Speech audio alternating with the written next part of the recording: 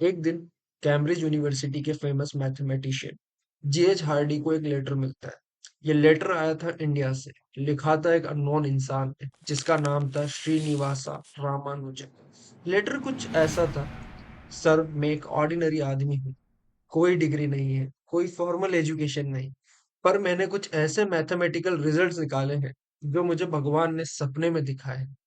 Hardy ने जब paper देखा, उनके होश उड़ गए। उस लेटर में लिखे फॉर्मूलेस नॉर्मल नहीं थे। इतने कॉम्प्लेक्स और डीप थे कि दुनिया के बड़े-बड़े मैथमेटिशियंस भी उन्हें देखकर शॉक हो जाते। एक गरीब लड़का जो किसी मॉडल लैब में नहीं गया, जिसके पास प्रॉपर बुक्स भी नहीं है, वह लिख रहा था इक्वेशन जो इन्फिनिटी के सीक्रेट्स तक पहुंचाती थी। यही स्टोरी है रामानुजन की, एक ऐसे इंसान की जिनने मैथ को सब्जेक्ट नहीं स्पिरिचुअल एक्सपीरियंस बनाया, जिसने कहा था every equation has meaning only when it expresses a thought of God. Ramanujan एक सिंपल सी ब्राह्मण फैमिली से थे। घर ज्यादा पैसा नहीं था। पिता एक स्मॉल अकाउंटेंट थे। माँ एक रिलीजियस और स्ट्रिक्ट लेडी। पर एक चीज दोनों में कॉमन थी, डिसिप्लिन।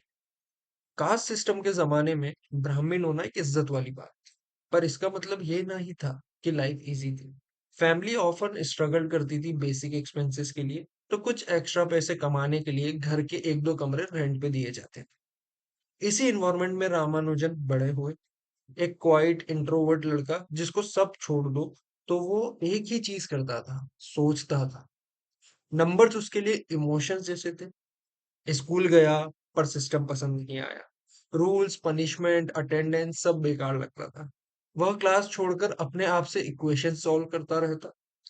इतना जिद्दी था कि जब टीचर्स ने कहा जीरो को जीरो से डिवाइड नहीं कर सकते, तो तुरंत पूछ लिया पर क्यों नहीं, क्या होगा अगर करे तो। सब शॉक हो गए। स्लोली उसके टीचर्स भी मानने लगे ये लड़का अलग है। उसने स्कूल के स्टूडेंट्स को डिवाइड करने के मैथमेटिकल फॉर्मूला बनाया। उसकी कैलकुलेशन टीचर से फास्ट होती थी। और एक दिन उसके हाथ एक बुक लगी, cars साइनोफिसिस of pure mathematics.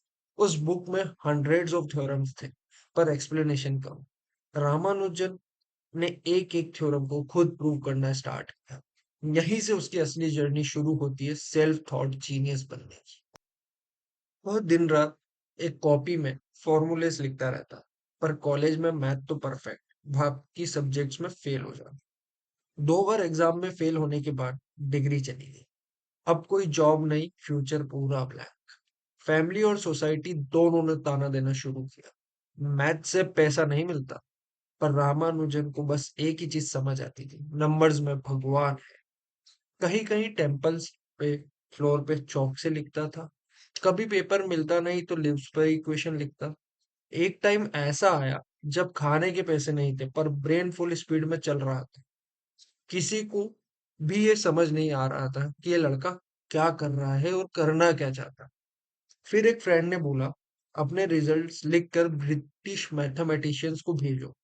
Ramanujan ने ऐसे ही 3 लोगों को लेटर्स भेजे। पहले 2 ने तो कंप्लीट इग्नोर कर दिया, पर तीसरा लेटर गया जीएच हार्डी को और उस दिन से सब कुछ बदल गया। हार्डी ने जब पेपर देखा तो बोला, दिस इज जीनियस। उसने रामानुजन को इंग्लैंड बुलाया। सोचो, मद्रास का एक गरीब हिंदू लड़का पहली बार शिप पकड़कर लंदन जा रहा है। सी वॉयज भी तब रिलीजियसली माना था, पर फिर भी वो गया क्योंकि अंदर से एक वॉइस बोल रही थी, यह मेरा काम है। कैम्ब्रिज पहुंचना, पर वहां की कल्चर एकदम अलग। Cold weather, strange food, unknown लोग। हार्डी एक रैशनल थिंकर थे। सबको लॉजिक चाहिए होता था। रामानुजन कहता था मुझे भगवान ने दिखाया। एक डुओ एकदम अपोजिट थे, पर फिर भी एक दूसरे को कॉम्प्लीमेंट करते रहते थे। हार्डी ने रामानुजन को सिखाया कि कैसे उसे काम को फॉर्मली करना चाहिए, और रामानुजन ने हार्डी को सिखाया कि इंट्यूशन भी साइंस का पार्ट है। वॉर का टाइम था। इंग्लैंड में राशन शॉर्टेज, कोल्ड क्लाइमेट और रामानुजन का हेल्थ बिगड़ने लगा। वो वेजिटेरियन थे, प्रॉपर फूड नहीं मिल रहा था। एक दिन उन्होंने सुसाइड करने की भी कोशिश की, पर हार्डी ने उन्हें बचाया और बोला, you are too precious for this world. Hospital में रहते रहते भी रामानुजन इक्वेशन लिखते रहते। वहां उन्होंने एक ऐसा फॉर्मूला निकाला जो बाद में पार्टीशन थ्योरी और क्वांटम फिजिक्स तक काम आया। 1918 में वो रॉयल सोसाइटी के मेंबर बन गए और वो पहले भारतीय थे जिन्होंने ये अचीव करा।